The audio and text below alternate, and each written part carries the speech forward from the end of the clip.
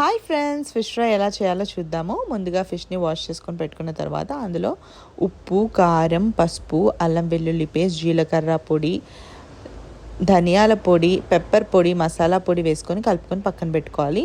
ఈలోగా ఒక ప్లేట్లో ఉల్లిపాయలు, పచ్చిమిరపకాయలు, జీలకర్ర, వెల్లుల్లి కూడా తీసి పక్కన పెట్టుకోవాలి.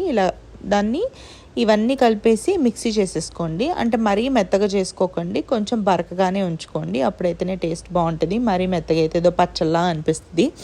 ఈలోపు ఇంకొక బాండిలో నూనె తీసుకొని మనం ముందుగా కలిపి పెట్టుకున్న ఫిష్ని అంతా మంచిగా వేగనిద్దాము.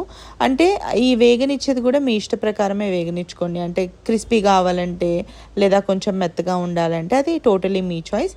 ఇలా తీసి ఫిష్ని అంతా పక్కన పెట్టుకున్న తర్వాత ఆ వేయించిన ఆయిల్లే కొంచెం తీసేసి ఈ ముందుగా బరకగా పట్టుకున్న మిశ్రమాన్ని అందులో వేసేసి మంచిగా వేగనివ్వండి, పచ్చివాసన అంతా పోయే వరకు.